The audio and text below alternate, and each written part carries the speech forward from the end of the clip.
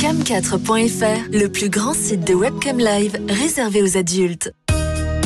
14h-16h, Brigitte Lahaie, Sud Radio.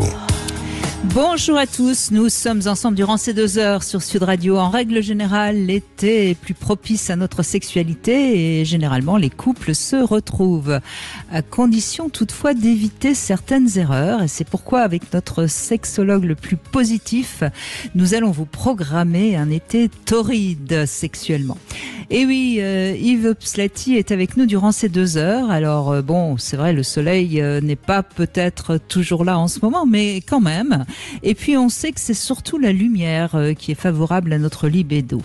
Alors néanmoins, il ne faut pas s'attendre à des miracles. Si votre sexualité est morte depuis de longs mois, il va falloir bien des astuces pour la retrouver durant ces vacances. Mais on est là, on va faire tout ce qu'on peut. Les vacances, elles sont favorables à l'amour puisque en général, on est moins stressé, on est plus décontracté, puis surtout on a un petit peu plus de temps libre. Et puis peut-être que tout au long de ces 2 heures, vous aussi, vous aurez envie de nous donner quelques conseils parce que l'été dernier, où il y a plusieurs étés, vous avez su retrouver une sexualité beaucoup plus harmonieuse. Donc, je vous invite à témoigner, à poser vos questions au 0826 300 300. Bonjour Yves Pslati. Bonjour Brigitte. Merci d'être avec nous. Alors, je vous appelle notre sexologue le plus positif parce que vous avez quand même été le créateur de la sexualité positive. Alors, bon, est-ce que c'est besoin d'expliquer ce que c'est que la sexualité positive? Si, peut-être, je ne sais pas. Je sais que c'est bon pour la santé. Allez-y, éclatez-vous. D'accord. Facile. Vous êtes également l'auteur de ce livre, La sexualité positive aux éditions de la Musardine. Vous avez créé également la FPSS, Association francophone pour la promotion de la santé sexuelle. Donc vous venez de le dire, le sexe c'est bon pour la santé. Je vais rajouter, le sexe c'est bon pour faire durer son couple. Vous êtes d'accord avec ça? Oui, mais c'est un petit oui, pas pour tous les couples. C'est-à-dire, pas pour tous les couples? Je pense qu'il ne faut pas mettre tous les couples dans un même sac. Ça va dépendre. Un couple, sinon, c'est ça de 2 personnes. Sinon, ça s'appelle une orgie. Si on met... Un couple, c'est 2 personnes. Il faut voir s'ils sont assortis ou bien mal assortis. Si tous les 2 sont sexophiles, ils sont assortis. Si tous les 2 sont sexophobes, ils sont très bien assortis. Le problème, c'est que si l'un est sexophile et l'autre sexophobe, là, ils ne sont pas tellement assortis. Alors, évidemment, pour un couple, est-ce que c'est la base du couple pour un couple où tous les 2 sont sexophobes? Absolument pas, puisque la sexualité ne fait pas partie du couple, mais ils sont un couple. Probablement, je ne sais pas, ils s'entendent bien. Bon, ça veut dire, dans le lit, ils ne font rien, évidemment. Ils ne dorment pas nus dans le lit. Ils sont toujours en pyjama, même quand il fait très, très chaud. Des petits bisous, ils se font des petits bisous sur la joue, juste le matin avant de partir au travail, c'est dire bonjour et au revoir, pas plus, pas sur la bouche. N'empêche que c'est un couple et ils s'entendent bien, donc ils n'ont pas besoin de sexe.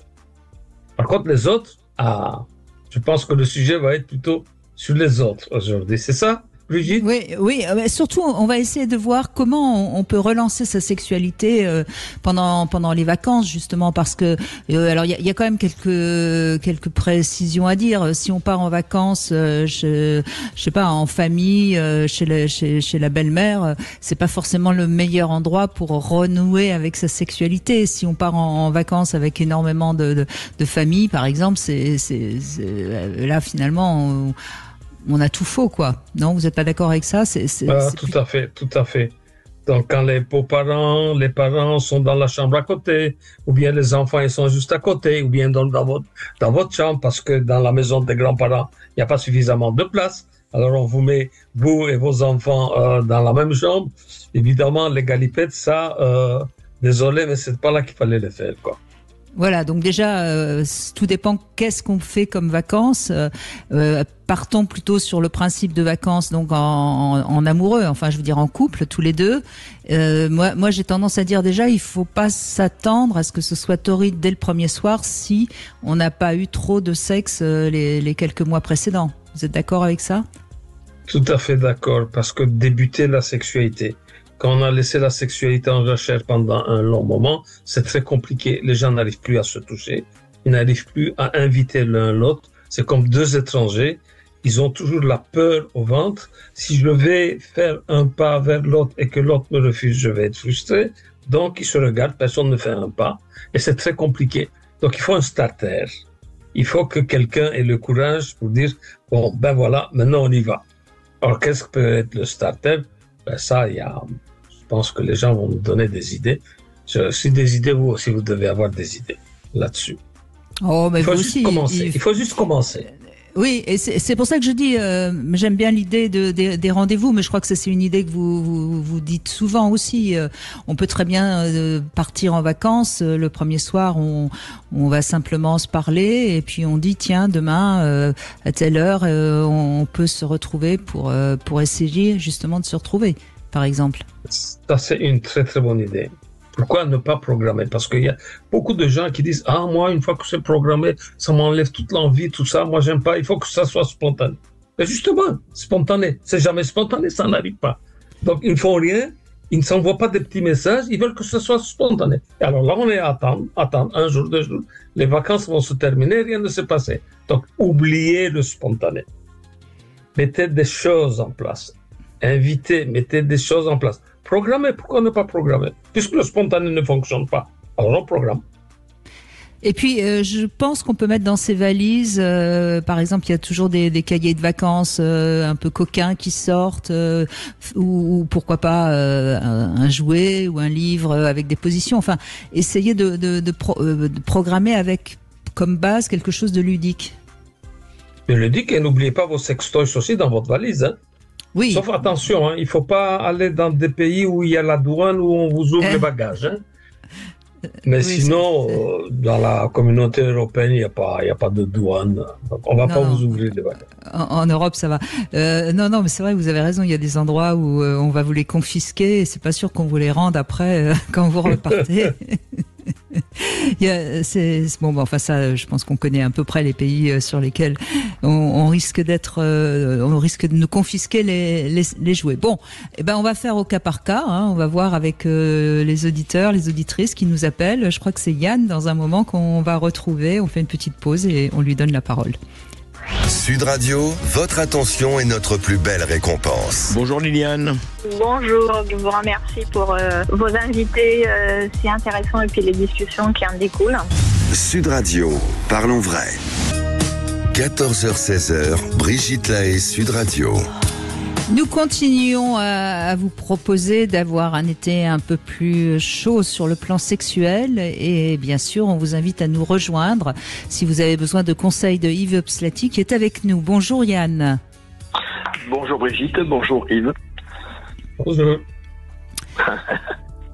Alors vous pensez que ce qui est important c'est de se parler déjà, hein, et vous avez raison.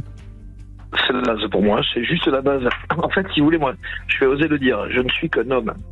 Donc, la libido masculine, vous savez bien qu'elle est souvent présente, en tout cas, rarement au ralenti. Donc, comment rebooster sa libido? Moi, je mettrais le sujet plutôt différemment. Moi, je vais plutôt le sujet du jour, comment profiter de l'été pour booster la libido de son autre. Parce qu'en fait, ça se vit à deux. En tout cas, dans votre couple, vous êtes dans on va dire dans ce qu'on appelle la norme, c'est-à-dire que vous êtes plus demandeur qu'elle, c'est ça? Disons que c'est assez particulier. Nous sommes ensemble depuis 1 an seulement. Nous sommes un jeune couple. Nous sommes un jeune couple de la cinquantaine. Oui. Donc, avec 2 univers différents à ce sujet-là. On apprend à se connaître et puis, c'est pas toujours facile, quoi. Je pense que le dialogue est la base, de toute façon. Alors oui, enfin le dialogue, oui, mais on n'est pas obligé forcément de parler trop de sexe. Enfin, je ne sais pas ce que vous en pensez, Yves Pslati. Le dialogue, pourquoi? Le dialogue sur quel sujet d'abord? En fait, le dialogue sur la mise en confiance de l'autre. En fait, la libido, le plaisir des sens, va avec une confiance absolue en l'autre. Comme je disais, on est un jeune couple, donc c'est pas toujours facile. On a une vie passée, on a une vie de couple, et puis là, nous sommes 2 personnes différentes, donc sans trop insister non plus, sans être lourd ou quoi que ce soit. Mais le dialogue est que l'autre ait confiance. En fait, voilà. Pour moi, c'est un début, quoi. J'ai l'impression à vous écouter, Yann, que elle est pas, enfin, je veux dire, elle a peut-être des blocages, ou en tout cas il y a des expériences négatives Non, franchement, non. J'ai la chance d'être. Non, franchement, je le vois pas comme ça. Moi. Je le vois plutôt comme une vie différente. Léa est une personne juste extraordinaire, mais qui ne parle pas beaucoup ou qui n'exprime pas, qui a du mal peut-être à exprimer ou s'avancer. Et moi, au contraire, je suis plutôt très très verbal, peut-être trop. Et donc au début, c'était ça, c'était le réglage de trouver façon de communiquer, quoi. Et puis moi, après, j'ai pris un autre parti. Maintenant, je fais le parti de la surprendre. C'est-à-dire que j'organise un petit week-end, j'organise des endroits, des petits trucs sympas. Parce que non, elle n'est pas coincée, c'est tout, quoi. C'est juste une vie aussi, une vie toujours à 100 à l'heure. Hein. Le boulot. Donc, c'est pas toujours évident de concilier les deux. D'accord. Et vous avez prévu de partir tous les deux quelque part ? Ah, mais des fois, on va pas loin. Hein. Des fois, vous savez, elle a jamais été, par exemple, dans un club échangiste. Moi, je connais bien le sujet. Je l'amenais boire un verre. Elle était bien sûr un peu en panique au début. Elle m'a fait confiance. D'où la base du dialogue. Et c'était une bonne surprise pour elle. Parce qu'elle appréciait le moment, elle appréciait l'instant. Et en rentrant, bien sûr, tous les deux, on s'est éclatés. Voilà, parce que ça a mis un peu de piment. C'est des petites choses comme ça. Alors, attention. Il y a, pour moi... Il y a faire l'amour, il y a, excusez-moi le terme, baiser, et il y a jouer. Je suis un homme, c'est-à-dire que moi, faire l'amour, la libido vient toute seule. C'est l'amour qui fait que ça se passe. Il y a une communication, un partage, une osmose, j'oserais dire. Après, pour le fait de jouer, on va dire, c'est pas toujours facile de déclencher. Oui, et ce qu'on comprend en fait, c'est que vous êtes libertin, vous avez une sexualité qui est assez débridée, mais aussi, et aussi sans doute beaucoup de besoins. Et elle est assez classique, mais en même temps, elle a pas l'air d'être farouche, parce que sinon, elle aurait pas accepté d'aller en club libertin comme ça. Absolument. Elle m'a même beaucoup surpris. Et puis, c'est surtout le fait que je l'aime, parce que pour moi, c'est pas possible sans amour, de toute façon. Je ne sais pas baiser sans amour, excusez-moi le terme. Comme il y a de l'amour, si vous voulez, c'est surtout prendre le temps. Vous êtes pas un vrai libertin alors, parce que sinon, vous seriez... Oui, comme je dis, on est un jeune couple. Libertin, je l'ai été. J'étais avec une femme de 37 ans. D'ailleurs, j'étais passé sur l'antenne il y a quelques années pour un sujet qui était la vie à trois. Voilà, j'ai connu ça aussi. D'accord. Oui, et donc là vous changez beaucoup de façon de vivre, alors visiblement avec elle, par amour pour elle. Carrément. Oui. Carrément. Mais je me plains pas du tout parce qu'en fait, j'ai quand même la chance d'avoir une personne qui est réceptive, qui a aussi envie de découvrir. C'est ça. Elle a aussi envie de découvrir. Et comme elle a confiance en moi, nous la base du dialogue, eh bien, ça se passe pas mal. Mais je ne presse rien, si vous voulez. Bon, 1 an, on a un jeune couple. On a le temps, il faut rien précipiter. Oui, sans aller dans un club libertin. Oui. Donc, est-ce qu'il faut absolument aller dans un club libertin pour augmenter sa libido, sans aller dans un club libertin? Est-ce que vous pouvez vous mettre l'un en face de l'autre, avec un verre en main, et parler de vos fantasmes? Est-ce que c'est audible pour elle? Est-ce que ça peut vous chauffer? Est-ce que ça peut être un starter pour commencer à faire de l'amour? Donc, juste se parler des fantasmes. Eh bien, c'est du vécu. Vous savez, en 1 an, je l'ai une seule fois boire un coup en club libertin pour faire découvrir le milieu. Il ne s'est rien passé. C'est-à-dire qu'il n'y a pas eu d'échange, il n'y a pas eu quoi que ce soit. C'est pour faire découvrir un endroit, en fait, où les gens ont beaucoup de respect. Enfin, ça se passe très bien, puis on peut boire un verre sans être embêté. La question que vous me posez, en fait, c'est bien sûr du vécu. Ça, de temps en temps, on se fait une soirée, on boit un verre, on discute. Et moi, je parle de mes fantasmes. D'ailleurs, j'ai la chance. Elle m'a fait vivre un fantasme, donc j'ai beaucoup de chance. Par contre, elle n'a pas de fantasme. Elle me dit, je n'ai pas de fantasme. Donc je trouve ça très très étonnant déjà. Mais bon, je respecte, mais je suis étonné que quelqu'un n'ait pas de fantasme. Alors peut-être que c'est à moi. Ce qu'il faut, à mon avis, Yann, vous avez raison. On a tous des fantasmes, sauf que pour beaucoup de gens, le terme fantasme, ça doit être des choses déjà assez extraordinaires. Et elle a peut-être le fantasme, tout simplement, de faire l'amour sur, sur le balcon une nuit de pleine lune. Vous voyez, voyez. Et donc, je pense qu'il faut voir peut-être aborder la question autrement que par le mot fantasme. Je le vois, je suis d'accord avec vous, parce que c'est aussi un sujet que j'ai abordé. Comment vous dire, comme je dis à mes enfants, le seul avantage de mon âge, c'est un peu l'expérience. Donc, si vous voulez, ça, c'est une chose aussi que j'ai imaginé, enfin, juste peut-être, voilà, une nappe dans une prairie au bord de l'eau, un petit verre, et puis voilà, et puis un câlin. Mais c'est pas évident, Elle semble très classique, mais en même temps, vous avez, comme vous le dites vous l'avez dit plusieurs fois dans votre témoignage, vous avez le temps. Oui, tout à fait, je ne veux rien presser. Parce qu'au contraire, si je la bouscule, et d'ailleurs, je ne veux rien bousculer. Je suis même étonné de moi. Moi qui suis plutôt très demandeur, si vous voulez. Veuillez m'excuser. L'amour fait que, moi je prends le temps, et puis ça me pose pas de problème. Il y a des choses que j'ai vécues, que j'ai fait, que j'ai pas spécialement envie de revivre. C'est une nouvelle vie. Des nouvelles envies. D'ailleurs, c'est vrai, avec cette personne, j'ai des nouveaux fantasmes que je n'avais pas avant. Mais à deux, tous les deux. Et c'est vrai qu'il est important pour moi de faire la différence entre le mot amour, par exemple, l'amour, oui, c'est profond comme sujet. J'ai pas les mots qu'il faut. Par exemple, baiser ou jouer, parce que j'aime encore le terme, mais j'aime pas faire ça dans le lit, parce que pour moi le lit est un endroit sacré. C'est là où on s'aime, c'est là où on se fait des câlins, c'est là où on fait l'amour. Des fois on est à la cuisine, des fois on est au salon, des fois on est dehors, voilà. Mais je ne bouscule rien, j'ai le temps. D'accord. En tout cas, visiblement, vous n'avez pas besoin de conseils. Vous avez... Il n'y a pas de plainte. Ah, oula, je suis demandeur. Moi, toute ma vie, je vais apprendre. Alors déjà, parce que le sujet me plaît beaucoup. Et puis, des conseils, je suis toujours preneur de conseils. Et surtout, en fait, les meilleurs conseils que je puisse avoir pour l'instant, c'est ceux que donne Léa quand elle me parle. C'est aussi une sorte d'éducation, pardon. Yves, excusez-moi.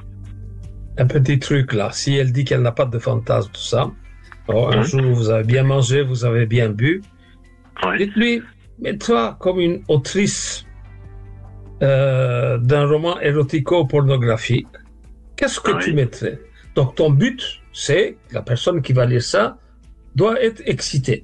Qu'est-ce que tu vas mettre dans ton livre? Donc l'habituer à parler fantasme, c'est-à-dire de quelque chose qu'elle a fait ou qu'elle n'a pas fait. Donc, qu'est-ce que tu peux mettre en place pour que ça rentre dans sa tête? Donc, c'est la meilleure chose. Donc, nous, comment on travaille le fantasme avec des gens? Les gens qui n'ont pas de fantasme. Donc, le fantasme, c'est le moteur de la sexualité. Dans la sexualité, il y a deux moteurs. Le fantasme, donc à part la testostérone, c'est le fantasme et la fréquence de rapport sexuel. Plus on fait, plus on veut. Moins on fait, moins. Donc, les deux moteurs, c'est ça.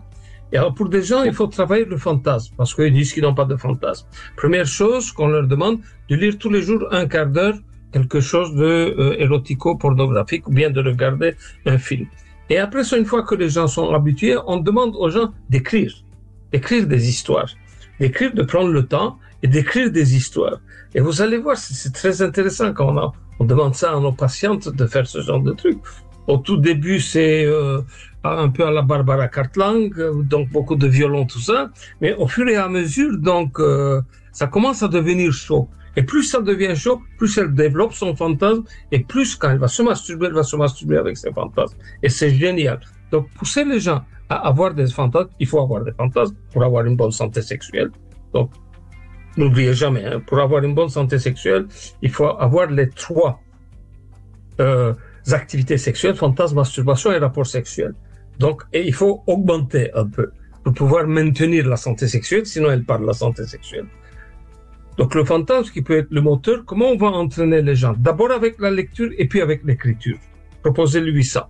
Ou bien, oralement, donc vous êtes en train de manger, de boire. Tiens, maintenant, tu es un auteur, une autrice de livres pornographiques. Qu'est-ce que tu vas mettre? Eh bien voilà le conseil de Yves Pslati. Yann, je pense que c'est un excellent conseil. Merci beaucoup en tout cas. On fait une petite pause et c'est Lucie qu'on retrouve dans un instant. 14h-16h, Brigitte Lahaie, Sud Radio. 14h-16h, Brigitte Lahaie, Sud Radio. Avec Yves Pslati, on vous propose un été chaud et vous pouvez bien sûr nous rejoindre si vous le désirez pour lui poser des questions pour que votre sexualité soit plus harmonieuse. On a vu déjà avec Yann, Yves Pslati, comment vous avez toujours des idées positives pour ceux qui nous écoutent. Je rappelle que vous êtes l'auteur également de ce livre, La sexualité positive, aux éditions de la Musardine. Lucie, justement, je crois que vous voulez poser une question à Yves. Vous êtes en couple depuis 20 ans avec des hauts et des bas et aussi quelques traumas qui font que vous n'êtes pas toujours très à l'aise dans la sexualité. Bonjour. Exactement. Bonjour Yves, bonjour Brigitte. Bonjour. Alors moi, je viens vers vous avec cette question. J'ai essayé de la penser un petit peu pour être claire. Juste en amont de ma question, c'est de donner un petit peu de contexte pour comprendre, pour vous permettre de comprendre mieux mon besoin peut-être et du coup avoir une réponse plus appropriée. Nous, bon voilà, comme tous les couples, on traverse. Alors quand je dis ça, je ne veux pas banaliser bien sûr, mais on traverse voilà, on a par des hauts et des bas, on est passé par des hauts et des bas. Et là, on était plutôt sur une phase basse. Et dans cette phase basse, pourquoi crise ? Parce que moi, j'ai vécu des choses un peu traumatisantes dans le rapport au corps quand j'étais petite. J'ai été abusée. Et en fait, il y a à peu près ça 2-3 ans, j'ai une grosse fatigue physique qui a fait ressortir un petit peu les démons du placard et qui m'ont permis alors de me mettre en travail pour régler des choses, mais les coups qui ont rendu mon rapport au corps encore plus compliqué. Et ça a été du coup, ça a eu un impact direct sur ma vie de couple, qui a été arrêt brutal de la sexualité en fait. Et ça a été très compliqué. On est en train de se remettre en route. Et quand j'ai vu le thème de la chronique d'aujourd'hui, je me suis dit tiens, formidable, parce que je vais peut-être aller pouvoir puiser des petits trucs et astuces pour pouvoir me permettre de relancer les choses. Et à côté de ça, il y a un travail qui est en train de se faire dans la communication pour le couple, mais relancer quelque chose à la fois, moi pour mon corps, tout en respectant, mais aussi pour le couple, parce que la libido, pour moi, il y a chacun la sienne. Et là, avec ce que je viens de dire, vous aurez compris que mon mari et moi, on n'est pas au même niveau. Et moi, ce que je voudrais, c'est pouvoir remettre, entre guillemets, du carburant dans la voiture commune, tout en étant sûr que je traumatise pas la quantité de carburant qu'il y a dans le mien, quoi, vous voyez ? Oui, très bien. C'est une belle image.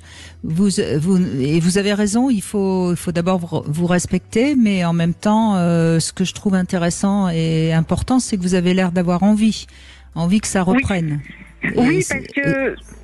Oui, parce que alors je vous coupe, mais juste parce que du coup le fait de prendre conscience de la difficulté, si tant est que le mot soit le bon, c'est de se dire justement c'est de trouver là-dedans l'opportunité de découvrir, parce que honnêtement moi je pense que j'en suis à un stade pour certaines zones de mon corps, etc., en termes de sensations, etc., je pense que j'en suis au niveau découverte en toute transparence.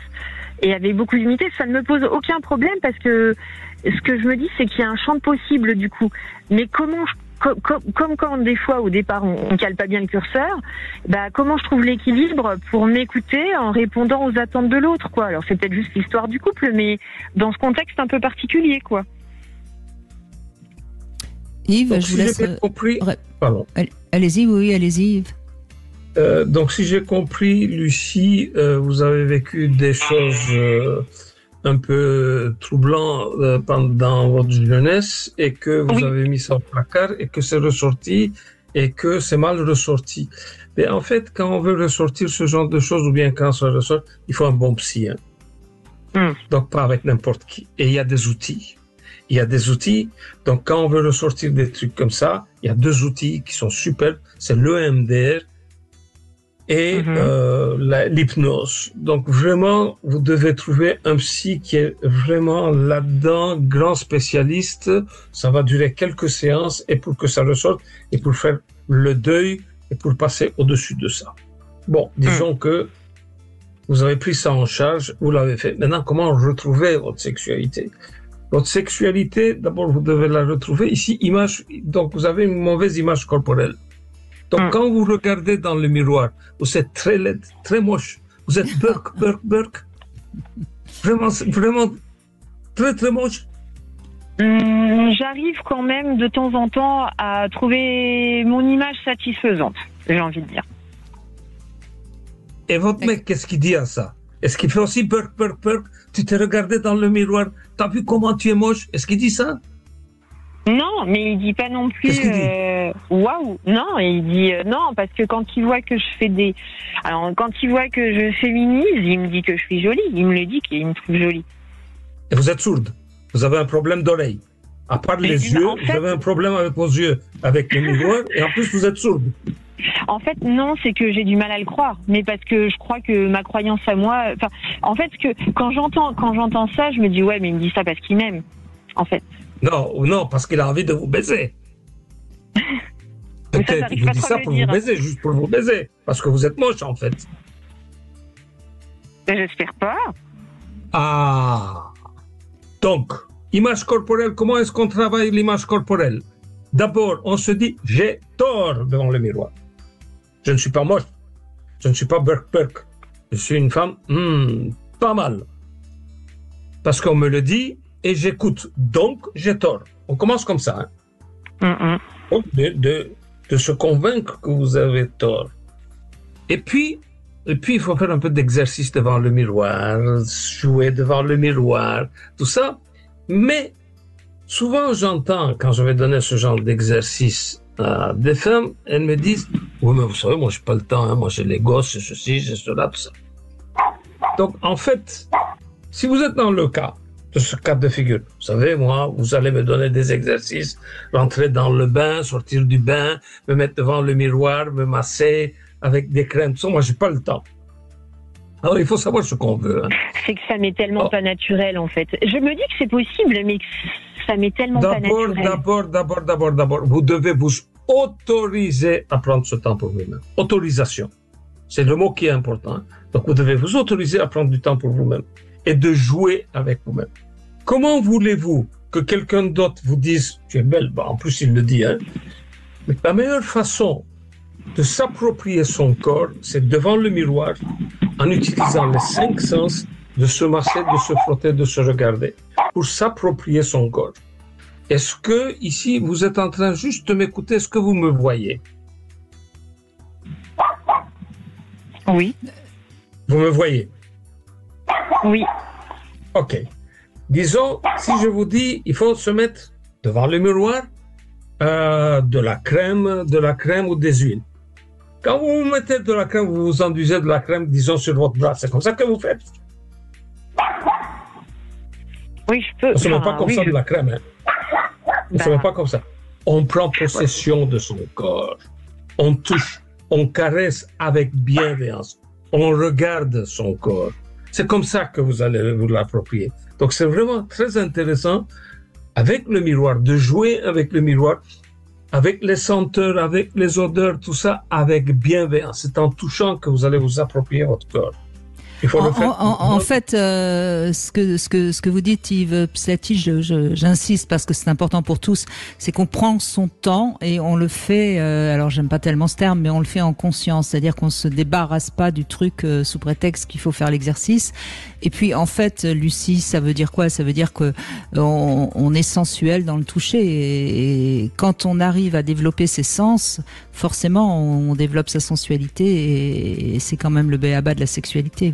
Oui, en fait, c'est pas juste je mets les trois points de crème sur mon visage et je passe mes 2 mains. C'est plutôt, alors moi je vais faire la comparaison avec une référence qui me parle. C'est plutôt comme quand moi j'ai massé mes enfants tout petits pour justement parce que j'avais conscience de mes difficultés par rapport au rapport au corps. C'est quelque chose qui me suit depuis longtemps.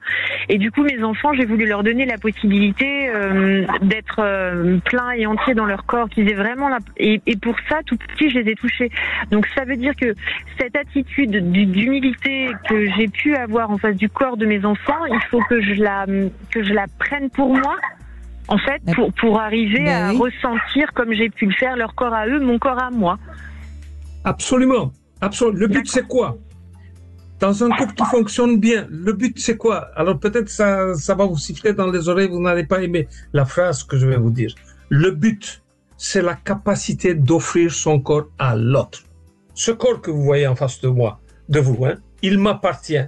Mais si je suis dans un couple qui fonctionne bien, je dois avoir la capacité d'offrir mon corps. Tout ce qu'on vous avait appris dans la jeune, non ma fille, ton corps t'appartient, c'est pas valable quand on est dans un couple et qu'on est un couple épanoui. C'est la capacité d'offrir. Offrir pas pour son plaisir à lui, c'est offrir pour vous réceptionner les caresses qu'il va vous donner. Le but, c'est pas c'est pour son plaisir, mais c'est pour votre plaisir à vous. Là, vous avez gagné. Là, vous allez passer une étape terrible dans la sexualité. Évidemment, ça va prendre du temps, mais ça se travaille. Croyez-moi. Et vous allez aimer votre corps. Et dans la sexualité, in fine, vous allez avoir un lâcher-prise. Donc, un lâcher-prise, évidemment, il faut se sentir en sécurité avec l'autre, il faut avoir confiance en l'autre. Mais une fois que vous avez accepté votre corps et que votre corps est à vous, c'est à ce moment-là que vous pouvez offrir. Offrir. Au moment où vous offrez, il y aura lâcher-prise et vous aurez des orgasmes terribles. Désolé de vous dire. Si vous n'aimez pas les orgasmes, ça va être dur. Vous aurez des orgasmes terribles là, in fine. Non, mais c'est un vrai changement de paradigme pour moi, ce que vous êtes en train de me dire. Mais ce qui est intéressant dans la proposition que vous me faites, et ce que je prends avec beaucoup de plaisir, c'est cette possibilité qui s'ouvre. Donc, merci. Parce que, en fait, ce que vous venez de phraser, j'étais incapable de le faire et ça va être un vrai travail parce que c'est dans la dimension corporelle, mais c'est un vrai changement de paradigme pour moi. C'est même pas impossible de me dire ça, en fait. Parce que vous ne l'autorisez pas, c'est tout. Ben oui. Écoutez, si vous aimez allez, on va utiliser un peu de mots. Si vous aimez la sexualité, qu'est-ce que vous devenez? Vous devenez une salope, une prostituée? C'est quoi? Quelqu'un qui aime une femme qui aime la sexualité, c'est quoi? C'est une femme normale ou bien c'est une salope?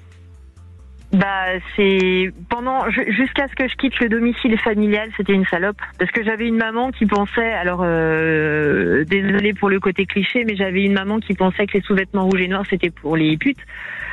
Désolé pour le gros mot. Enfin, je m'excuse pour le gros mot, mais voilà, donc j'ai été bercée avec ces images-là, le rouge à lèvres trop rouge, c'est indécent, les films porno, ça ne se fait pas, voilà. Et donc, en fait, je suis en train de me dire, quand je vous entends parler, que évidemment, si une femme qui fait l'amour, c'est une salope, ça peut pas, c'est difficile d'être une femme allongée dans un lit qui s'abandonne au bras de quelqu'un. Ouais. Mais je crois que vous avez entendu et je crois surtout que vous avez envie d'y aller, même si c'est compliqué pour vous. Donc vous avez l'autorisation de Yves Pslati et évidemment la mienne. Donc bel été à vous, Lucie, bel été à vous. Merci beaucoup, Brigitte. Merci, Yves. Je vous en prie. Lucie. Allez, on fait une petite pause, on se retrouve dans un instant et vous pouvez vous aussi venir poser vos questions ou éventuellement témoigner. 0826 300 300, on se retrouve tout de suite. Vous voulez parler à Brigitte Lahaie? 0826 300 300. Cam4.fr, le plus grand site de webcam live réservé aux adultes.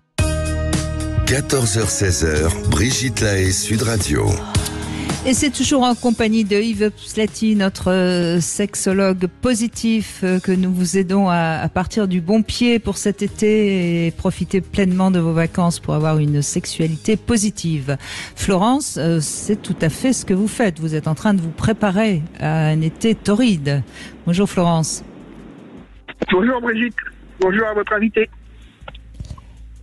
Alors justement, vous êtes en train de préparer vos vacances, c'est ça ? Oui, moi je pars dans 2 semaines en Vendée. Oui. Et j'emmène dans ma valise des petites tenues qui vont bien pour réveiller mon homme. Ah oui, parce qu'il faut le réveiller un peu, là, la fin de la saison était un peu calme. C'est toujours plus facile quand c'est les bonnes tenues. Oui, bien sûr. Enfin, ça dépend, il y a des hommes qui ne sont pas sensibles à ça. Le mien est très sensible. D'accord. Donc, vous savez... Donc, j'ai 2 enfants du mois d'avril. Donc, si on fait avril moins 9, on calcule vite à quel moment ils ont été conçus. D'accord. Et alors, vous emmenez des tenues et ensuite, qu'est-ce que vous avez prévu d'autre? Tenue, un petit peu d'accessoires, et puis après on laisse faire la nature. Le dépaysement aussi, ça favorise un petit peu l'envie. Ça casse la routine. Vous êtes ensemble depuis combien de temps? 12 ans. 12 ans. Vous avez quel âge? Moi, je vais avoir 42. Et lui? 41. Donc, vous avez à peu près le même âge, oui. Bah, oui. Ça a l'air d'aller bien. Hein. Au bout de 12 ans, vous êtes encore... Ça va très bien, oui. Mais l'été, il y a encore un petit plus. L'été, ou même les congés d'hiver, il y a un petit plus. Alors, c'est un peu plus compliqué pour pour l'hiver, mais... Disons, pour avoir une petite idée, hein, donc j'aime bien poser ce genre de questions aux gens. Et la fréquence, quand vous êtes en hiver chez vous, la fréquence, c'est combien? Et quand vous êtes en été, en vacances, la fréquence, c'est combien? La fréquence, quand on travaille 2 fois la semaine, en vacances tous les jours. Ok. Donc ça va, lui aussi il est content. Ah oui, très. Et lui, est-ce qu'il fait quelque chose pour vous réveiller un peu? Vous, c'est vos habits. Et lui, qu'est-ce qu'il fait? Moi, je suis assez vite éveillé, donc il n'y a pas besoin de me faire grand-chose. Quelques caresses et moi, je suis prêt à partir. Et c'est comme ça que vous commencez en général? Oui. C'est-à-dire que vous mettez les vêtements qui donnent le feu vert, il vient, il vous caresse et ça y est, c'est parti. Et voilà, et c'est parti. Bon, je crois que vous avez vraiment pas besoin de nous, hein. Ça fait toujours plaisir de vous écouter, Brigitte. Oui, non, mais ça, d'accord, mais je veux dire, vous n'avez pas besoin de conseils. Mais encore une fois, je crois que ce qui est important à dire, parce qu'on a entendu Lucie tout à l'heure et on a bien vu la différence de comportement, de rapport à son corps. Vous, Florence, vous l'offrez votre corps. Vous allez même jusqu'à y mettre des guirlandes, si je puis dire, pour qu'il soit encore plus beau et plus accessible. Alors je suis désolé, mais j'ai pas entendu l'auditrice d'avant. Non, c'est pas grave, c'est pas grave. Mais ceux qui nous écoutent l'ont peut-être entendu. Elle a du mal avec son corps. Elle a du mal à mettre de la crème, etc. Vous, votre corps, c'est votre ami. Ah oui, moi je suis bien dans mon corps. Après dire qu'il est bien, c'est pas à moi de juger, mais moi je suis bien avec mon corps. C'est l'essentiel, vous savez, Florence. On sait très bien qu'il y a des femmes qui sont très très belles et qui ont du mal avec leur corps et avec la sexualité. Il y a des femmes qui sont peut-être moins belles, mais qui sont tellement bien dans leur corps qu'elles ont aucun problème avec la sexualité. C'est pas une question d'esthétique, la sensualité. Je crois que c'est peut-être important de le rappeler, ça, Yves Slati. Florence. Les hommes, qu'est-ce qu'ils préfèrent? Une superbe nana, une beauté, tout ça, mais qui baisse pas? Bien une nana normale qui baisse. Qu'est-ce qu'ils préfèrent les hommes à votre avis? Moi, je préfère, à mon avis, les hommes préfèrent une nana qui baisse, comme vous dites. Évidemment qu'il y a des rondeurs et qui baissent. Hein. Demande à la majorité des hommes, c'est ça qu'ils vont répondre. Mais une superbe nana, une déesse, tout ça. On n'a pas de rondeur, on a juste augmenté notre surface potentielle de câlin. C'est joli, c'est bien. Très juste, oui. C'est bien. Non, mais c'est les choses. Il y a des femmes qui croient que c'est la plasticité de la femme qui compte pour un homme. Absolument pas. Il faut demander ça aux hommes. Il faut demander qu'est-ce qui compte pour vous. Et alors, la majorité des hommes, les sexophiles surtout, il ne faut pas demander à tous les hommes. Il faut demander aux sexophiles, ceux qui aiment le sexe. Hein. Qu'est-ce qui marche? Qu'est-ce que tu préfères? Alors lui, il va vous dire, c'est une femme qui se présente, qui nous regarde dans les yeux en se disant, je suis la plus belle des femmes, et pour moi, c'est la plus belle des femmes. Donc il ne regarde même pas la plasticité, il va regarder les yeux de la femme, comment la femme le regarde. Et lui, là, il va fondre là-dedans et il est partant. C'est pas la plasticité. Pourquoi est-ce qu'encore aujourd'hui, il y a beaucoup de femmes qui croient à ça, que c'est la plasticité. Certains hommes, mais allez, à la grosse louche, ça ne va pas dépasser 5% des hommes. Non, mais excusez-moi Yves Pslati, mais il suffit de regarder un peu les magazines féminins. On continue à faire croire aux femmes qu'il faut avoir le ventre plat pour mettre un maillot de bain. Ça continue. Hein. On n'a pas. C'est fou d'ailleurs comment les femmes se tirent des balles dans le pied entre elles. Justement, il faut aller demander aux hommes. Quand je donne des cours, des cours pour les professionnels, tout ça. Donc, malheureusement, à l'heure actuelle, il y a beaucoup plus de femmes que d'hommes. Avant, quand il y avait, 50-50, autant d'hommes que de femmes. Les femmes, la question qu'elles adorent, tout ce qu'elles veulent savoir, donc, ce sont des professionnels, hein, et encore, elles veulent savoir, elles veulent apprendre, elles veulent savoir.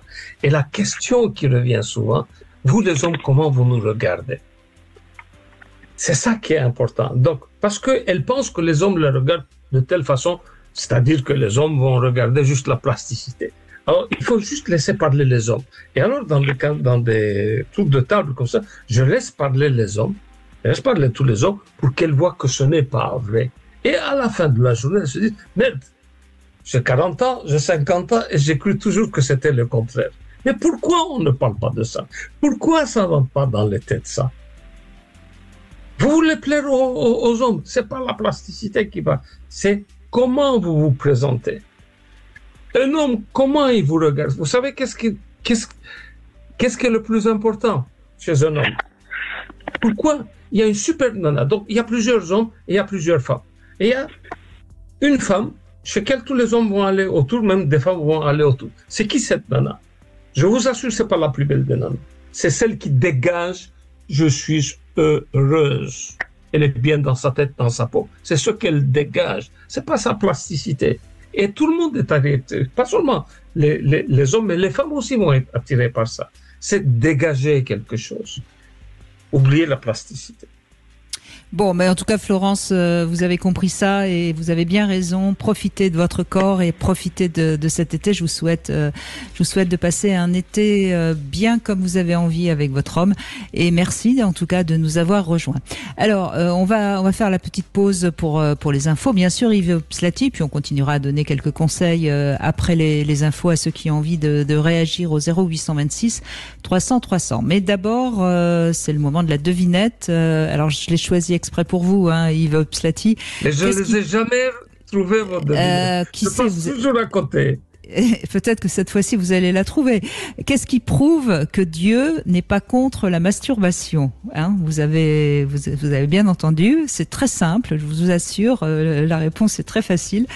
Qu'est-ce qui prouve que Dieu n'était pas contre la masturbation? On se retrouve tout de suite après les infos et puis bien sûr si vous avez besoin de conseils, n'hésitez pas à nous appeler et surtout si vous avez eu un truc l'été dernier qui a relancé votre libido, eh bien n'hésitez pas, faites-en profiter ceux qui nous écoutent parce que je le rappelle, hein, vos témoignages, vos idées, eh bien c'est aussi à vous de faire cette chaîne de solidarité de l'amour. À tout de suite. Sud Radio. Sud Radio. Parlons vrai. Parlons vrai. Sud Radio. Parlons vrai. 14h-16h, Brigitte Lahaie, Sud Radio. Vous êtes peut-être en vacances ou vous allez peut-être partir en vacances. Eh bien, avec Yves Pslati, on vous propose des petits conseils pour que vos vacances soient particulièrement agréables et que vous vous retrouviez sexuellement en couple. Yves Pslati, je rappelle que vous êtes le créateur de la sexualité positive et vous êtes toujours débordant de conseils pour ceux qui nous écoutent. Alors, vous êtes également pro-masturbation, hein, et c'est pour ça que je vous ai choisi cette devinette. Qu'est-ce qui prouve que Dieu n'est pas contre la masturbation? Vous avez une idée ou pas? Je sais que Dieu n'est pas pour la masturbation. En fait, aucune religion n'est pour la masturbation. Mais qu'il n'était pas contre ça, je ne sais pas. Mais si, parce que, écoutez, réfléchissez 2 minutes. S'il avait été contre la masturbation, il nous aurait fait les bras plus courts. Donc, comme on a le bras assez long pour pouvoir se masturber, ça prouve bien que Dieu était... parce que Dieu n'a rien fait au hasard, hein, c'est bien connu. Il a tout bien calculé. Ben voilà. Bon, mais il aurait fait... Bon, mais attendez, il aurait fait aussi mieux que ça. Au lieu d'avoir un pénis, il aurait pu donner quelques pénis en plus, donc quelques trous, quelques... Non. Donc il aurait mieux fait des choses. il faut, ça se mérite quand même la sexualité, ça se mérite. Voilà. Dominique, bonjour. Bonjour. Merci d'être avec nous, Dominique. Oui, bonjour à vous deux de m'avoir pris à l'antenne. Mais je vous en prie. Alors, vous avez envie que ça aille mieux cet été, votre sexualité ? Oui, j'espère, parce que je suis avec ma femme depuis 24 ans maintenant, mais elle a une sexualité qui est pas demandeuse. Elle ne réclame pas, elle le fait entre 1 fois, 2 fois par semaine si elle en a envie, donc on peut pas, je la force pas, donc j'attends, je la titille de temps en temps. Et cela étant dit, Dominique, au bout de 24 ans, si elle est encore apte à faire l'amour 2 fois dans la semaine, c'est pas si mal. C'est pas si mal, mais c'est comme ça devient de plus en plus rare. 1 fois, c'est déjà pas mal. Oui, bien sûr. Donc, j'espère. Bon, c'est vrai qu'elle a un métier qui est très prenant, et j'espère que là, vendredi, elle est en vacances pour 2 mois, donc j'espère que ça va aller mieux. L'espoir, certes, fait vivre, mais parfois, il est bien aussi de faire ce qu'il faut pour y mettre un petit peu. Mais je peux pas aller contre sa volonté, donc. Non, bien sûr que non. Mais est-ce que l'été dernier, justement, vous avez remarqué un regain de sensualité, de sexualité ou pas ? Un peu plus, parce que c'est vrai que on part 3 semaines au bord de la mer dans une maison familiale où on va dire on est plus tranquille, même si on a 2 grands ados, mais voilà, c'est plutôt moi qui est demandeur que elle. Si je demande pas, ça viendra pas d'elle-même. Elle expédie plutôt que prendre plaisir. Mais ça c'est pas grave. Ça, c'est pas grave. Donc, il y a toujours question d'une locomotive et d'un wagon. Donc, probablement, vous êtes la locomotive et elle est le wagon. Alors, c'est pas ça qui est grave. Donc, elle n'a pas désir sexuel. Il y a 2 sortes de désir sexuel. Celui qui est spontané et celui qui est provoqué. Donc, elle n'a pas du désir sexuel spontané puisqu'elle ne vient pas vers vous. Mais il faut voir si elle a vraiment du désir sexuel provoqué. Provoqué, ça veut dire que vous allez vers elle. Vous lui faites un tout petit clin d'œil avec votre œil droit, clac, boum, elle est partante au quart de tour. Donc, je vais dire qu'elle a du désir sexuel 9 sur 10. Ou bien, vous lui faites un petit clin d'œil avec l'œil gauche et elle est partante tout de suite. Je vais dire qu'elle est à 8 sur 10. Ou bien, un œil, ça ne suffit pas, vous devez aller vers elle en mettant les 2 yeux, faire un petit mouvement les 2 yeux, et seulement après, elle va aller. Je vais dire que peut-être qu'elle est à 7. Ou bien, vous mettez tous les moyens, 1 fois sur 2, elle refuse. Ou bien, vous sortez le grand jeu, tout ça, vous venez avec un violon devant elle, et encore vous êtes refusé, même si vous arrivez avec l'orchestre philharmonique, vous êtes refusé 2 fois sur 10, donc elle est à 1. Où se situe sa sexualité? C'est ça qui est important. Sur 10, elle est à 4. Elle est à 4. Ah oui, elle est... Voilà, elle dit oui, c'est bon pour ce soir, et en fin de compte, elle s'endort. Elle a oublié qu'elle avait dit bon, et on fait un câlin ce soir, non. Elle s'est endormie, donc voilà. Elle s'endort pendant l'acte sexuel aussi? Ah non, pas pendant l'acte. Avant, lorsqu'on va tranquillement dans la chambre, elle préfère, elle s'endort. Après, elle s'endort. Donc oui. Ah non, quand vous entrez dans la chambre, elle s'endort. Et elle est pas du soir, elle est plutôt du matin. En plus, voilà, il faut que ça soit toujours le matin, tel jour, telle pièce. Voilà, il n'y a jamais de changement de pièce, changement d'horaire. c'est cadré. Donc, et au début, elle était aussi comme ça? Bah, au début, non, parce que ouais, ça allait jusqu'aux enfants, mais après les enfants, ça s'est calmé. Elle veut rien tester. Rien de tester de nouveau, de s'amuser, c'est câlin, train-train, hop, on l'a fait, hop, on change, on fait autre chose. Ouais. Vous avez l'impression qu'elle s'en débarrasse un peu? Ah oui, oui. Oui, c'est pas, elle cherche pas son plaisir. Elle cherche à satisfaire le mien, mais le sien, elle cherche pas le sien. Donc moi, ça m'amuse plus. Moi, c'est pas. Si on fait l'amour, c'est pas pour le plaisir d'une personne, c'est pour le plaisir de deux personnes. Ouais. Donc, ici, malheureusement, Brigitte, mais elle veut pas en discuter, donc. Brigitte, comme souvent ici, on a des cas comme ça. Hein. Brigitte, c'est toujours la mauvaise personne qui est là. C'est elle qui doit venir ici et pas lui. Elle qui doit venir ici et chercher des conseils pour qu'on lui donne des conseils. Bon, on n'a pas de conseils à donner. La seule chose qu'on peut vous dire, comment est-ce que vous la draguez? Est-ce que vous la séduisez bien? Est-ce que vous faites ce qu'il faut pour la séduire? J'espère, je fais tout ce qu'il faut. Donc, mais si elle est sexophobe, vous pouvez danser sur votre tête, rien ne va arranger. En plus, si elle le fait pour vous. Oui, mais est-ce que vous savez, Dominique, si au début, donc avant les enfants, elle avait des orgasmes? Oui, elle en avait, mais voilà, alors est-ce que sa maladie joue dessus, son travail joue dessus, mais... C'est quoi sa maladie? Elle a un lupus. Oui. Ouais, c'est un peu compliqué avec ça. Bah oui, c'est donc, pas rien. Un lupus, c'est un peu compliqué. Voilà, c'était compliqué. Elle a fait des fausses couches avant d'avoir nos enfants. Donc, j'en suis conscient, mais voilà, il faut...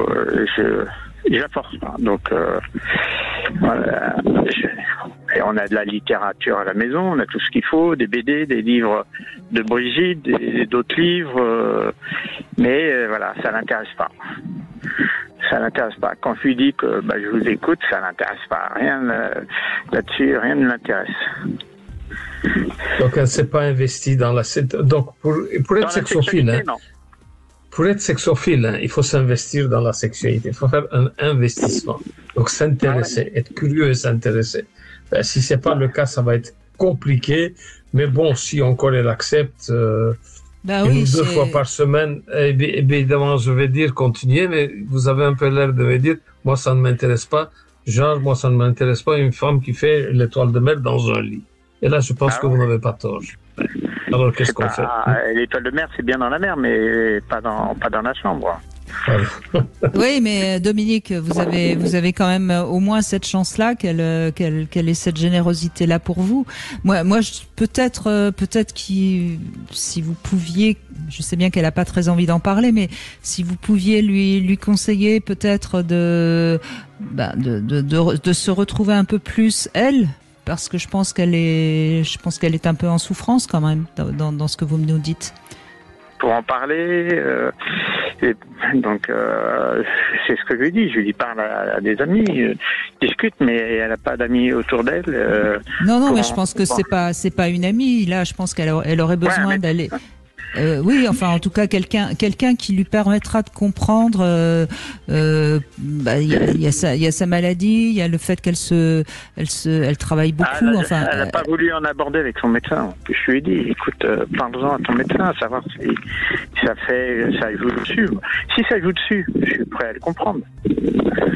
Voilà, il y a des maladies.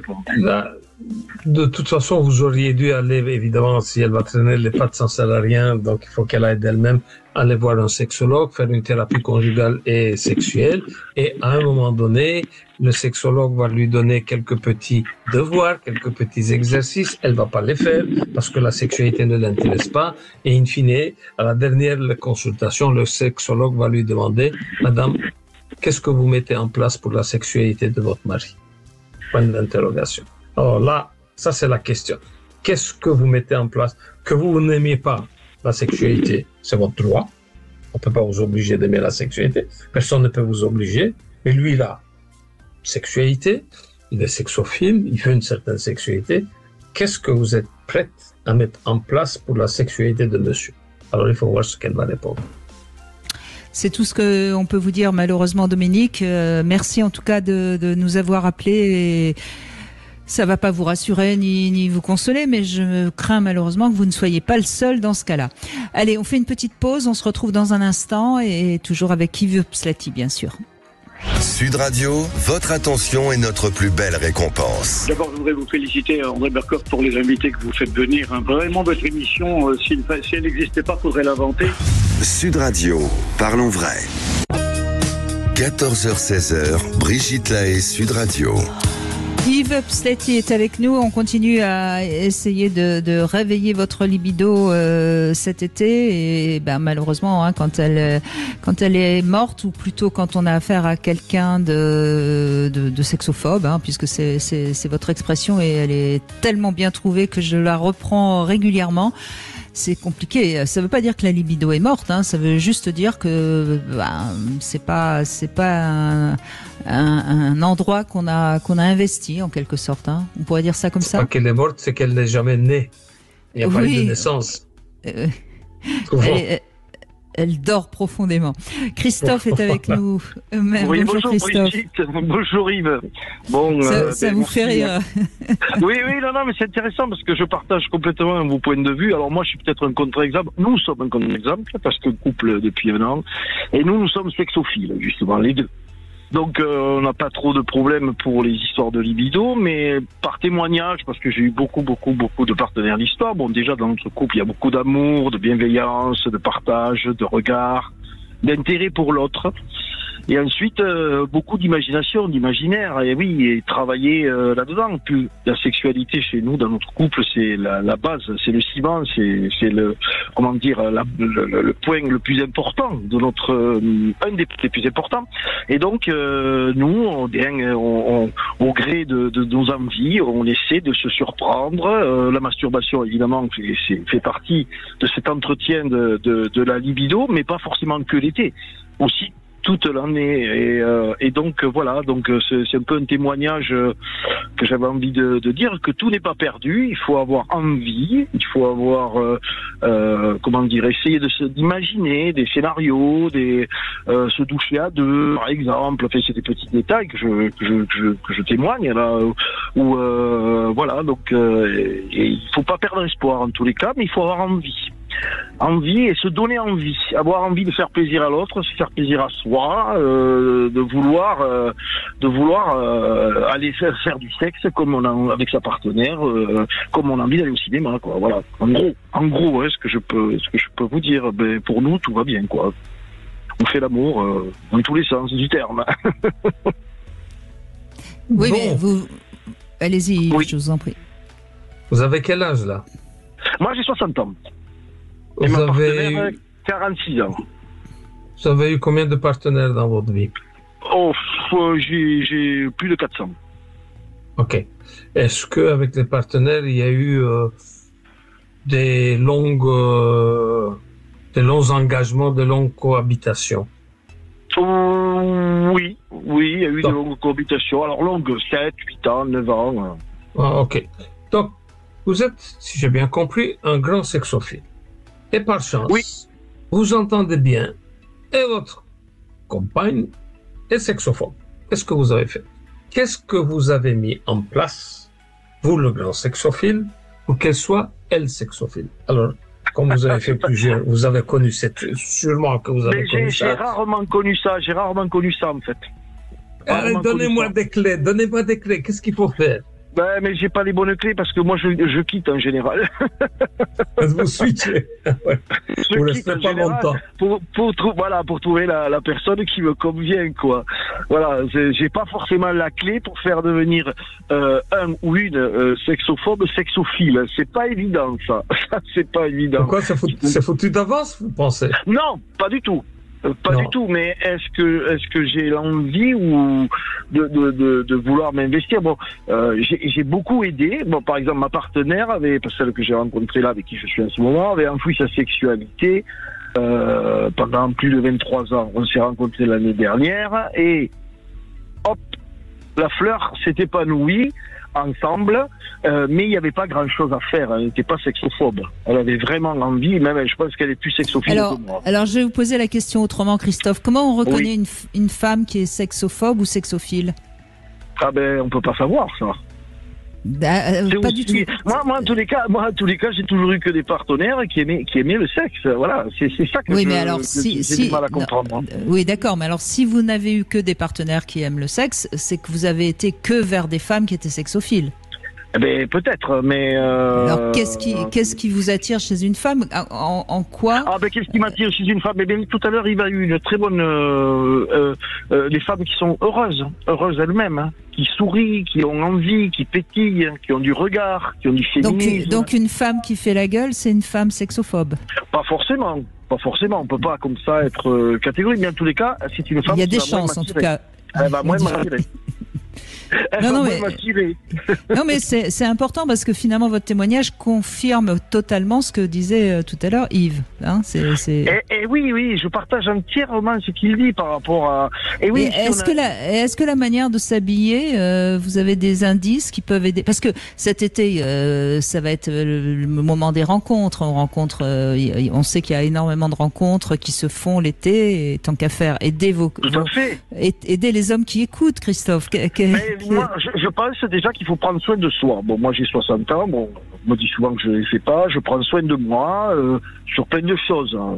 J'ai la barbe bien taillée, j'essaie de sentir bon, de m'entretenir physiquement. Oui, mais là, on parle des femmes. Alors, pour les femmes, c'est un petit peu pareil, c'est-à-dire il faut qu'elles se sentent bien dans leur corps, qu'elles aient envie de le mettre en valeur par des habits qui leur plaisent. Aussi, hein, c'est pas non plus une obligation, ni un carcan, je suis pas dans une forme comme ça de dictat de l'habillement où il faut à tout prix, dans l'injonction, mettre des porte-jarretelles, des trucs, des machines. Non. Nous déjà on est naturistes, on dort nu, déjà ça c'est important, je pense, dans une forme de sexuelle. Et puis le lit conjugal, ou le lit où on dort tous les jours n'est pas forcément le théâtre du sexe, forcément. Ça peut être plein de choses. On peut s'inviter à l'hôtel, D'accord, mais voyez, vous déviez ma question, hein, parce que moi, ma question, elle est très concrète. Pour revenir aux habits, ben oui, une femme qui va. Alors, c'est un peu compliqué, la planète est un peu compliquée, parce que si on commence à dire, oui, c'est bien si elle porte des belles robes, dénudées, ou décolletées, ou des dos nus, on va dire, oui, attention, là, on est en train de stigmatiser la femme comme un objet sexuel. La période est compliquée aussi, attention, par rapport à tout ça. Non, mais vous auriez pu me répondre à une femme qui a l'air bien dans sa peau et qui a l'air à l'aise dans ses vêtements. C'est ce que je vous ai dit tout à l'heure. Une femme qui porte bien ses vêtements, qui a envie de les porter et qui se sent bien dans ce qu'elle est, quoi. Voilà. D'accord. Tout simplement. Bon. Et ça, c'est pas évident et c'est pas donné à tout le monde. D'accord. Bon, merci en tout cas. Et puis, ça confirme ce que disait Yves tout à l'heure. Donc, prenez plutôt comme compagne une femme qui est souriante que celle qui tire, qui fait la grimace. Voilà. Il y a autre chose encore. Allez-y, Yves. Oui, allez-y. C'est une femme hédoniste. Hédonisme, c'est-à-dire dans la bouche. Ouais. C'est-à-dire aller manger avec elle. Regardez, elle mange rien. Elle sait pas manger, elle sait pas boire, tout ça. Il y a de fortes chances pour que dans un lit, ça ne soit pas intéressant. D'accord, donc prenez le temps de l'inviter au restaurant, vous en saurez plus si elle est sexophobe ou pas. Bon, on va faire une petite pause. Merci Christophe en tout cas et bel été à vous. Le Love Conseil, on va parler de l'érotisme allié du désir. On n'est pas loin non plus des fantasmes, vous verrez, et vous pourrez ajouter votre grain de sel, bien sûr, Yves Pslati. 14h-16h, Brigitte Lahaie, Sud Radio. Cam4.fr, le plus grand site de webcam live réservé aux adultes. Brigitte Lahaie, Sud Radio, le Love Conseil. Alors Yves Pslati, vous avez parlé des fantasmes, vous avez parlé de faire l'amour pour entretenir sa libido. Moi, je voulais revenir sur l'érotisme, qui est un allié important du désir. Et c'est vrai que pour maintenir sa libido, je trouve que l'érotisme est aussi très important. Alors l'érotisme, en gros, c'est l'art d'entretenir l'envie, de faire fonctionner son imaginaire. Donc c'est pour ça que c'est pas très loin des fantasmes, puisque les fantasmes, ça fait fonctionner également l'imaginaire. Mais je pense que c'est aussi savoir provoquer des situations excitantes. Ce qui est érotique, c'est ce qui est suggéré, par exemple. Donc, envoyer un SMS l'après-midi plein de promesses, c'est une sorte d'acte érotique.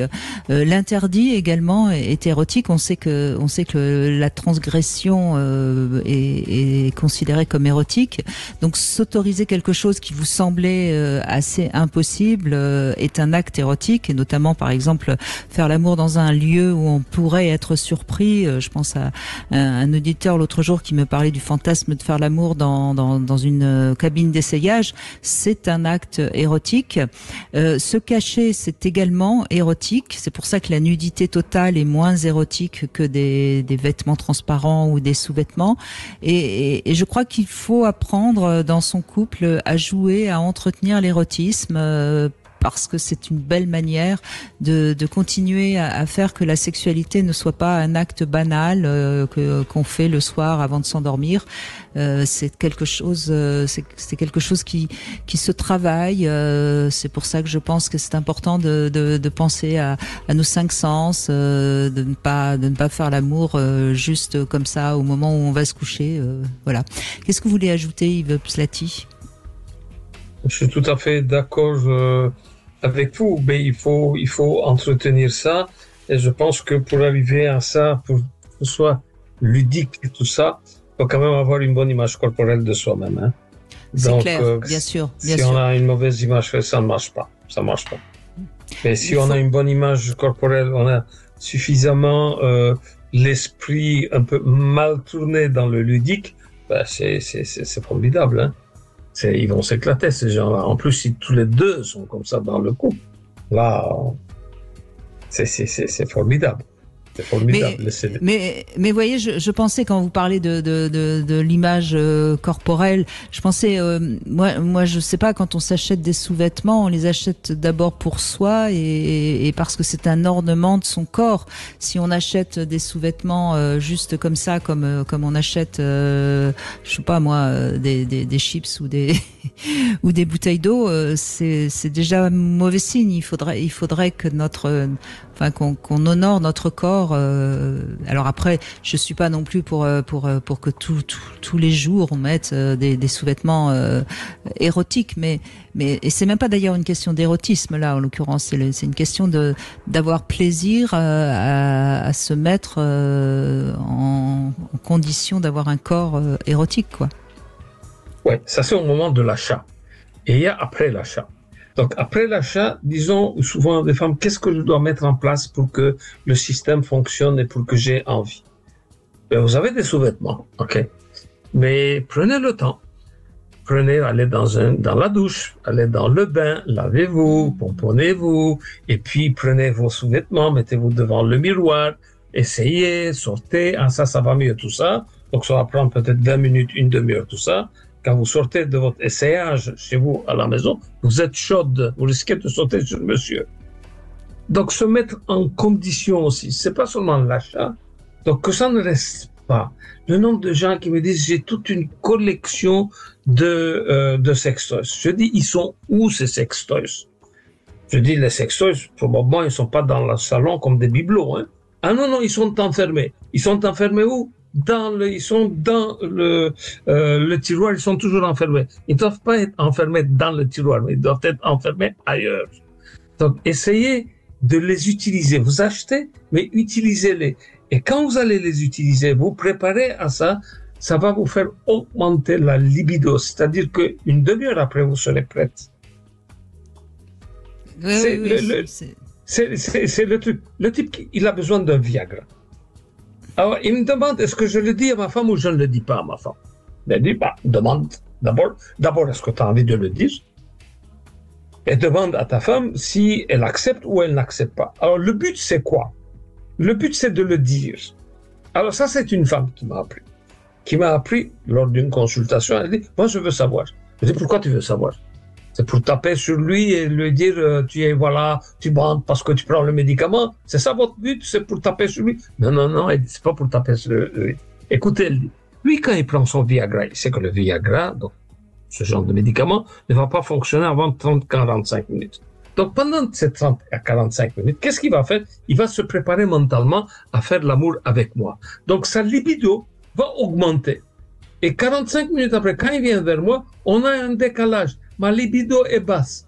Pourtant, au moment où il prend le Viagra, s'il me le dit, je prends le Viagra, oula, moi aussi je vais me préparer. Peut-être je vais aller me laver, peut-être je vais aller mettre mes dessous, tout ça. C'est-à-dire que 45 minutes après, on va se retrouver au top et on va se sauter l'un sur l'autre. C'est pour ça que j'ai envie de savoir. C'est pour ça que j'ai envie qu'on se prépare et que mentalement, que j'ai le temps pendant 30-40 minutes pour me préparer à ça. J'ai trouvé cette réponse superbe.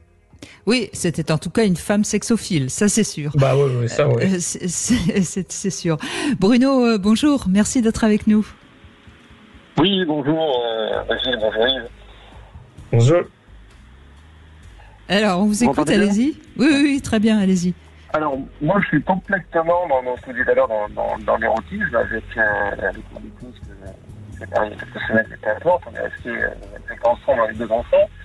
Ou effectivement, si on ne fait pas travailler sa libido, il ne se passe rien en définitive.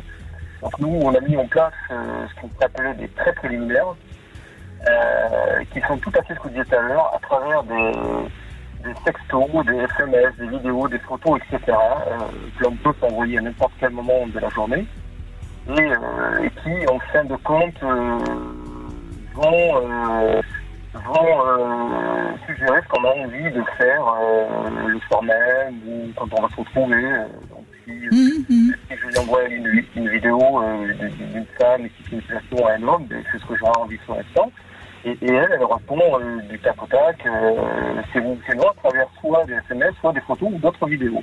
Donc on a trouvé ce petit jeu-là. Mais c'est très important parce que en ce moment, comme vous le savez, les athlètes s'entraînent pour les JO et il y a beaucoup de coachs sportifs qui leur font travailler l'anticipation, c'est-à-dire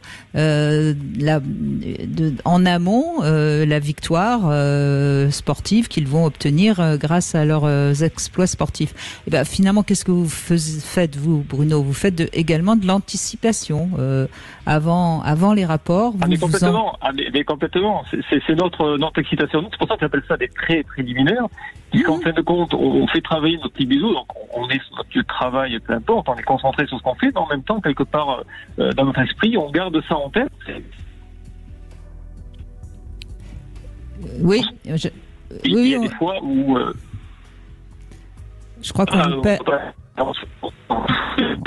on vous entend pas très bien, Bruno. On va essayer de régler ce problème. Yves Pslati, oui, c'est important de ce préliminaire, si je puis dire. C'est ce que font les couples assortis, tous les deux sexophiles. Pas au tout début. Au tout début dans un couple, si en plus il y a la passion, on se regarde, on se saute dessus. Mais après, il faut mettre des choses en place. Donc, comme ce sont tous les deux, ils sont sexophiles, ils vont mettre des choses en place. Et un des trucs qu'ils vont mettre en place, c'est justement ce que monsieur nous racontait là, c'est-à-dire que les préliminaires, c'est-à-dire se préparer pendant la journée ou bien, disons, une demi-heure avant pour être prêt à débuter et pour ne pas dire, quand l'autre vient vers nous, pour ne pas dire non, je ne veux pas aujourd'hui. Donc, on est sûr que le consentement va être là. Donc, oui, Bruno, allez-y, on vous a retrouvé. Il y a tout ça, mais en même temps, il y a tout ce qui se passe à la suite. Donc après, il y a forcément les préliminaires lorsqu'on va avoir des rapports sexuels. Mais il y a tout aussi le jeu. Par exemple, on n'est pas forcément des libertins, mais on se sert des maisons, des clubs libertins, etc. Par exemple, ma femme, on se retrouve là-bas tous les deux et on fait comme si on ne se connaissait pas. Et effectivement, on s'aperçoit d'une chose, c'est que elle, quand elle est là, c'est une femme qui a elle forme, et je vois que les hommes s'approchent d'elle, etc., pour essayer de discuter et tout avec elle, et ça, c'est quelque chose qui nous excite. Et ensuite, bien évidemment, on va s'isoler tous les deux, comme je lui ai offert pour son anniversaire un inconnu qui est venu à la maison où elle avait les yeux bandés. Tout ça, c'est un jeu qu'on a mis en place avec un petit jeu papier roulé que l'on fait tous les vendredis, qu'on déroule une petite poche qu'on choisit au choix, et il y a des gages à faire dedans pour la semaine. Voilà, donc tous les vendredis on fait ça. On a tout un tas de petites choses comme ça qui se calent et qui font qu'aujourd'hui, on a une libido qui est super active, quoi. Vous êtes ensemble depuis combien de temps? Alors nous, ça fait, on n'est plus ensemble pour le moment, on est fait ensemble 25 ans, il y a 4 ou 5 semaines où on s'est séparés pour des histoires autres que le sexe, qui était pas le problème, bien évidemment, mais on est resté 25 ans ensemble, on a eu 2 enfants et ça se passait très très bien. Et pendant les 25 ans, vous avez continué à nourrir comme ça votre on a de suite, si vous voulez, de suite. Alors moi, j'étais avant de la connaître, j'avais fréquenté un petit peu les clubs, etc. Je ne me considère pas comme un libertin parce que c'est autre chose et que ça ne me plaît pas forcément. Mais j'avais une libido qui était super active, etc. Et je l'ai entraînée avec moi là-dedans et elle avait juste le petit déclic qu'il fallait pour qu'elle puisse elle aussi s'exprimer et pouvoir évoluer là-dedans. Et on a évolué tous les deux ensemble à travers diverses choses dans ce domaine et on était très très heureux effectivement à ce niveau-là. Donc on se connaissait très très bien. Oui. Et nous, ce que l'on faisait, en fin de compte, on ne s'est jamais dit réellement nos fantasmes. On les découvrait. Et ça, moi, je trouvais ça extraordinaire. Parce qu'on découvrait chacun de nos fantasmes. Et on s'est toujours dit, on ne dit pas nos fantasmes, on doit les découvrir et on les découvre. Et voilà, c'est pour ça qu'on a mis en action des choses comme je vous disais tout à l'heure, d'anniversaire, cas d'anniversaire à un inconnu, ou des choses comme ça, ou aller dans des endroits un petit peu farfelus, ou faire amour dans la forêt, tout un tas de choses comme ça. Et c'est venu petit à petit, on s'est découvert, je veux dire que sur 25 ans, on s'est découvert sur 25 ans, c'est ça. Ce qui est intéressant dans le témoignage de Bruno Yves Pslati, ça montre que on peut être sexophile, mais si en plus on a l'intelligence érotique pour revenir sur l'érotisme, à ce moment-là, il n'y a aucune raison que la sexualité s'amenuise, quoi. Au contraire même, elle s'améliore. Ben oui, mais si. Donc ici, ce que j'ai écouté était un peu haché. Donc le son n'était pas super bon. Peut-être pour vous, il était. On n'est pas qu'au sexophile, entendons-nous bien. Ça, c'était la petite partie quand on n'est pas ensemble, quand chacun a son travail. Sinon, quand on est à la maison ou en vacances ou quoi que ce soit, on travaille, en fin de compte, ce petit regard qu'on peut avoir l'un avec l'autre, parce qu'aujourd'hui, on n'a plus besoin de parler, du fait qu'on se connaît très très bien. On a des petits gestes. Quand on se croise à la maison, il y a toujours une petite main qui se balade quelque part ou une bise qui traîne. Il y a toujours ces petites choses. Et très souvent, ça nous arrive de nous bloquer quelque part, de nous caler quelque part, par exemple, dans le couloir, on se croise, elle me colle contre le mur, elle me caresse, elle m'embrasse, et elle me laisse comme ça, et elle continue à faire ce qu'elle fait. Et ça, je repars un petit peu sur ma faim, et sur l'excitation, qui, plus tard, va être encore meilleure. Voilà, c'est tout ça. On travaille tout ça, même quand on est ensemble, pas que par téléphone. Alors, je crois que j'ai mal compris quelque chose, parce que c'était haché. Et ce que j'ai compris, et ce que j'ai entendu, j'ai cru entendre, on n'est plus maintenant ensemble. C'est ça? Oui, c'est ça, depuis 3-4 semaines. Donc si dans le Nord Gironde, vous avez des femmes d'une 50aine d'années, vous pouvez leur communiquer mon téléphone, je suis disponible. Écoutez, pourquoi vous lâchez une femme comme ça? Pourquoi vous la laissez partir? C'est pour d'autres choses. C'est pas pour, parce qu'effectivement, dans la vie, il y a quand même, on est quand même plus souvent à la verticale qu'à l'horizontale. Donc, voilà, c'est autre chose. C'est pas de ce point de vue-là, malheureusement. Non, parce que quand vous parlez au présent, comme vous parliez au présent, je pensais qu'elle était là, mais à un moment donné, quand vous m'avez dit non, elle n'est plus là, c'est pour ça que j'ai été un peu étonné en disant pourquoi il l'a laissé partir. Quand ça fait 25 ans que vous êtes avec quelqu'un, et que ça fait quelques semaines que vous êtes plus avec, vous parlez toujours au présent. Il faut le temps pour tout. Mais je reste quand même ouvert parce que je suis un homme qui aime les femmes et que je vous dis, si jamais il y a une auditrice qui est dans le Nord Gironde, qu'elle vous appelle. Donnez-moi le numéro. Écoutez Bruno, à mon avis, vous êtes un peu comme Christophe, vous saurez repérer celle qui peut être aussi en harmonie avec vous. Moi, je suis pas très inquiète. En tout cas, merci de votre témoignage. On le dit, on ne cesse de le répéter, Yves Pslati, hein, ça s'entretient la sexualité. Il faut pas croire que parce qu'on aime faire l'amour, on a besoin d'entretenir aussi la sexualité. C'est pour ça qu'on est toujours là pour vous donner plein de conseils. On fait une petite pause et puis il va déjà être temps de conclure dans un instant. Vous voulez parler à Brigitte Lahaie? 0826 300 300. Cam4.fr, le plus grand site de webcam live réservé aux adultes. 14h-16h, Brigitte Lahaie, Sud Radio.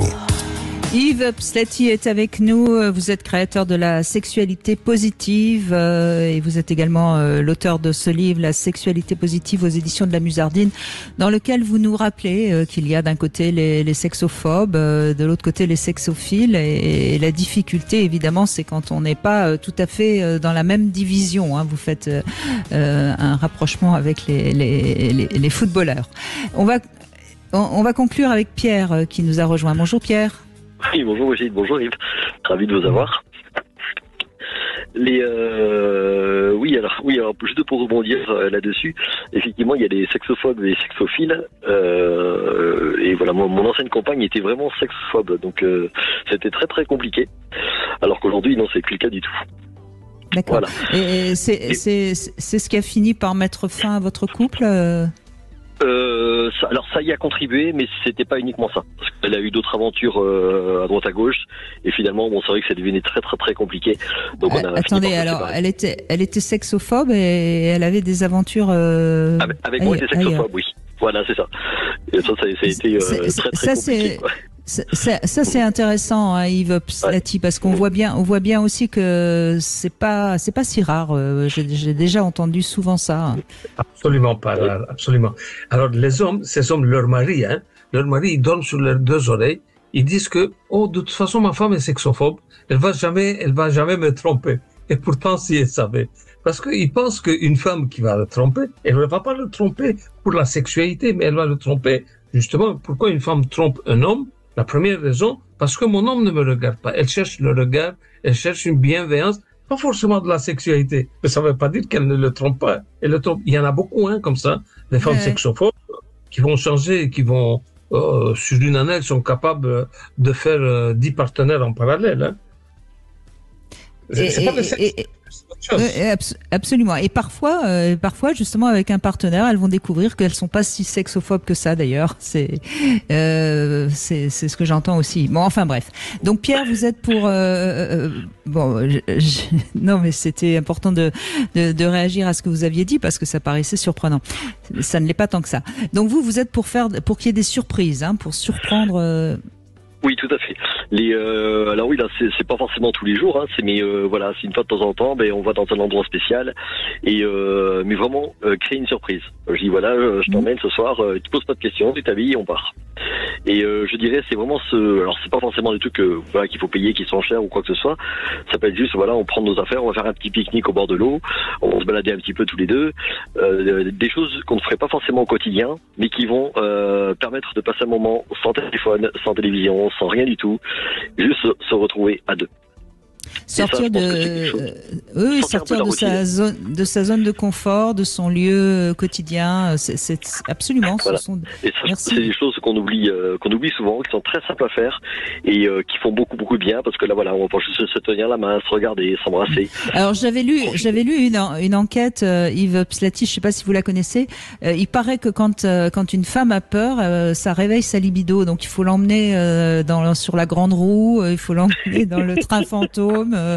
Ou alors l'emmener tout simplement voir un film d'horreur, et il paraît que ça réveille la libido des femmes. Vous êtes au courant de cette enquête? C'est pas une enquête, c'est un travail qui a été fait depuis plusieurs années déjà. C'est l'adrénaline. Ouais. En fait, l'adrénaline fonctionne très très bien pour des gens qui n'ont aucun problème sexuel. Et l'adrénaline, quand elle est là, et des gens qui ont des fonctions sexuelles, ça tue leur sexualité. Donc elle peut avoir deux effets. Donc ici, si elle n'est pas sexophobe jusqu'au bout des ongles, là, ça peut réveiller sa libido. C'est l'adrénaline alors. D'accord. Bon, donc il faut lui faire peur, mais en s'amusant, évidemment. Hein. Ma femme a horreur des grandes roues et tout ce genre de choses. Donc, aussi bien que moi, on regarde d'en bas et c'est très bien. Ouais. Et, ouais. Et allez-y. Non, allez-y, je vous en prie. Ah oui. Et après, sinon, l'autre petite chose qui pour moi est importante pour conserver sa libido, c'est faire attention à son hygiène de vie. Voilà, c'est la façon dont ne pas tomber dans l'alcool, la cigarette, tout ça, faire gaffe un peu à ce qu'on mange. Et je pense que ça a une comment dire. Le fait qu'on soit bien après, il y aura un bien-être intérieur, on va se sentir bien dans sa peau parce qu'on va manger un peu mieux, ou faire un peu attention à pas faire n'importe quoi. Et je pense que ça a un lien direct avec la condition dans laquelle on sera avec notre partenaire. Voilà, si on est toujours ballonné ou si on mange n'importe quoi, on n'aura jamais envie d'aller vers sa partenaire ou on va pas se sentir désirable. Et je pense que le fait d'être bien. Oui, mais vous avez raison aussi, Pierre. C'est parfois des choses du quotidien qui tuent la libido d'un couple. Par exemple, se laver tous les deux en même temps dans la salle de bain, oui. C'est pas forcément une bonne idée. Il y a des tas de petits détails de la vie quotidienne qui sont des tue-l'amour. Hein. Yves Pslati, on va pas tous les passer en revue, mais il y en a une quantité. C'est vrai qu'alors, autant il y a des fois, pour rebondir sur ce que vous dites, c'est vrai que j'adore prendre des douches avec ma femme, donc voilà, c'est le petit moment câlin. Non mais ça c'est un jeu. Aussi, voilà, c'est un jeu. Par contre, c'est vrai que je préfère prendre ma douche tout seul. Même si elle est à côté, ça me dérange pas, mais j'ai plus c'est mon petit moment à moi. Non mais prendre son bain ou sa douche ensemble, c'est un jeu érotique qui n'a rien à voir avec le fait de le matin se laver avant d'aller. Oui. Vous soulevez quelque chose. Hein. Donc, c'est aussi, je ne vais pas généraliser, mais je pense que les hommes, ils sont beaucoup plus pantouflards. Et bon, même s'ils font tous les jours la même chose, ça ira. Mais dans la sexualité, une femme, tous les jours la même chose, ça va pas aller. Les femmes sont beaucoup plus, en général, elles sont beaucoup plus inventives. Elles veulent du changement. Elles veulent du peps beaucoup plus que les hommes. Hein. Les hommes, ils peuvent se contenter toujours de la même chose, mais pas les femmes. Je parle des femmes sexophiles et des hommes sexophiles, hein. Pas les femmes. Ça marche pas avec les femmes. Ouais, c'est vrai qu'il faut que c'est la surprise.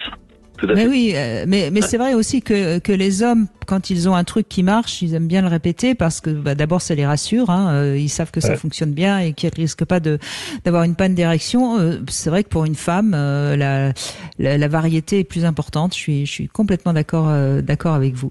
Bon, je crois qu'on a donné pas mal de conseils tout au long de ces deux heures. Je crois qu'on va juste rappeler, si vous n'avez pas eu beaucoup de sexualité ces derniers temps, donnez-vous un rendez-vous pendant les vacances, peut-être pas le premier jour, mais et puis prévoyez ce rendez-vous, essayez de créer quelque chose, un moment spécial, faites un peu d'effort, faites un peu preuve d'imagination et puis n'attendez pas que le désir vous envahisse, il faudra aller un peu le chercher, il faudra aller le réveiller.